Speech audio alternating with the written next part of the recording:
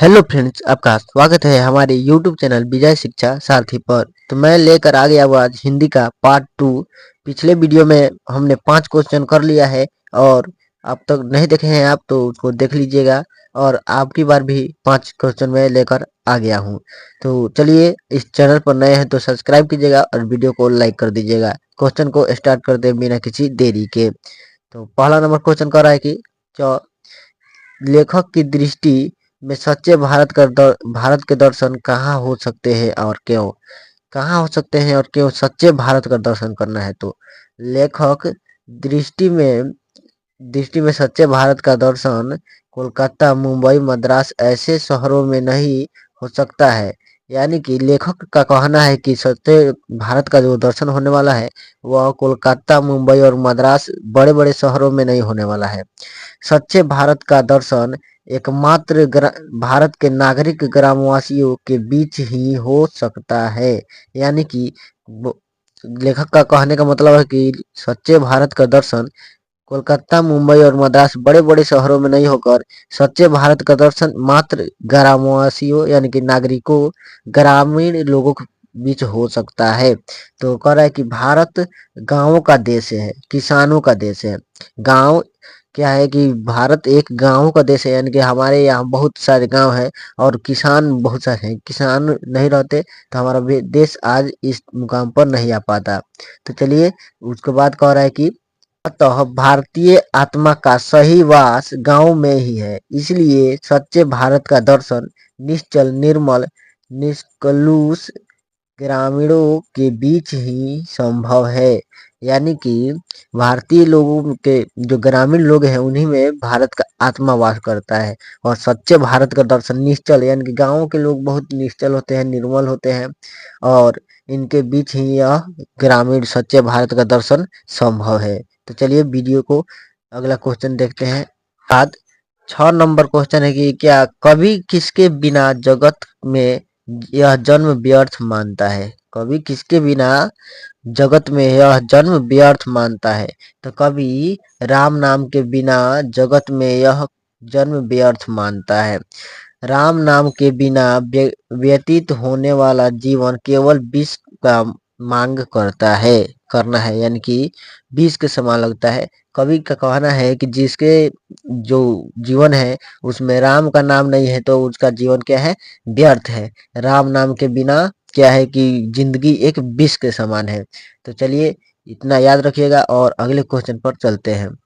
अगला क्या कह रहा है कि ढहते विश्वास के आधार पर गुण निधि का परिचय दीजिए। गुण निधि एक था ढहते विश्वास में जो बहुत पढ़ा लिखा था, गांव का सबसे पढ़ा लिखा लड़का यही था, गुण निधि। तो गुण निधि लक्ष्मी ढहते विश्वास शीर्षक कहानी की नायिका। यानी लक्ष्मी कहाँ की है? तो शीर्षक ढहते विश्वास जो है उसकी नायिका है। और गुण निधि के पड़ोस का पढ़ाकू लड़का था। यानी कि लक्ष्मी के जो पड़ोस था उसी में का लड़का था एक जो गुण निधि था, एक पढ़ाकू लड़का था, बहुत पढ़ता था। उसमें अपने गांव के प्रति, किसके गांव के प्रति प्रेम था, विशेष प्रेम, यानी कि विशेष लगाव था उसे। कटक से उच्च शिक्षा प्राप्त कर वह अपने गांव लौटा था। कहाँ गया था पढ़ने? तो कटक गया था। कटक में उच्च शिक्षा प्राप्त करने, मान लीजिए कि जैसे प्राइमरी शिक्षा 10वां तक तो यहाँ कर लिया, लेकिन उसके बाद जो शिक्षा होगा तो वो कहाँ जाएगा? तो कटक गया था ये। उसके बाद से वहां से प्राप्त करके आया शिक्षा। उसमें समाज सेवा की भावना थी। उसमें यानी कि किसमें सेवा की भावना थी? तो गुण निधि में समाज सेवा की भावना थी। उसके बाद गांव गांव में बाढ़ आने पर उसने ग्रामीणों की रक्षा के लिए दिन रात मेहनत की। यानी कि जब गांव में बाढ़ आया तो गुण ने क्या किया कि गांव वालों के सुरक्षा के लिए क्या किया कि दिन रात मेहनत किया। लक्ष्मी के शब्दों में वह पढ़ लिख कर भी नालायक नहीं था।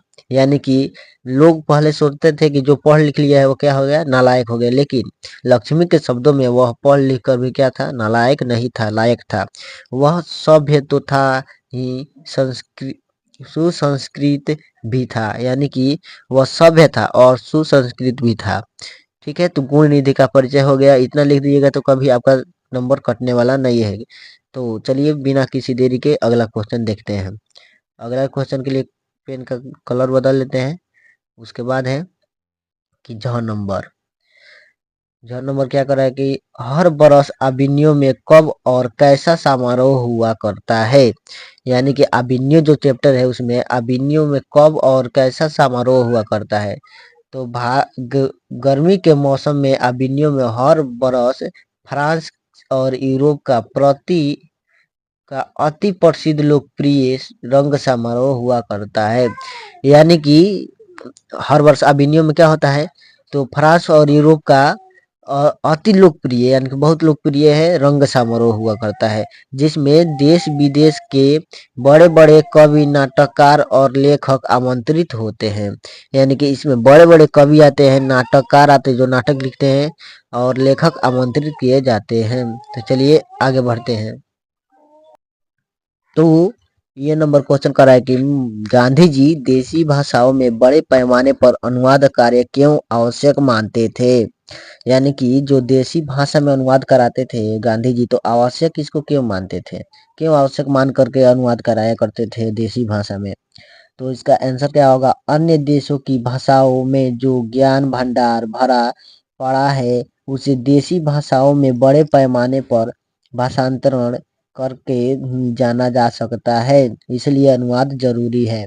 यानी कि जो अंग्रेजी भाषा में मान लीजिए लिख दिया गया है, तो उसको भोजपुरी वाले या हिंदी वाले कैसे पढ़ पाएंगे, तो इसीलिए उनको देसी भाषाओं में उसका अनुवाद किया जाता था। जैसे कि मान लीजिए महाराष्ट्र में और गुजरात में है तो गुजराती भाषा है, तो जो किताब या कुछ जो भाषांतरण है या जो भंडार है ज्ञान का, वह अंग्रेजी में लिखा गया है या स्पेनिश में लिखा गया है या रशियन में लिखा गया है, तो उसको भाषांतरण करके किसमें देसी भाषा में किया जाता था। यानी बोलचाल की, जो हमारे यहाँ बोलचाल की भाषा है उसमें भाषा में किया जाता था, ताकि लोग जो आसानी से पढ़ सकते थे उसको और ज्ञान को सीख सकते थे। तो चलिए क्वेश्चन समाप्त होता है, और आप लोग वीडियो को लाइक कर दीजिए, चैनल को सब्सक्राइब कर दीजिएगा और अपने दोस्तों के पास शेयर कीजिएगा। शेयर नहीं कर रहे हैं आप लोग, और बिना वीडियो को लाइक किए हैं चल जाते हैं। और वीडियो को पूरा देखने के लिए धन्यवाद। चलिए अगले वीडियो में मिलते हैं।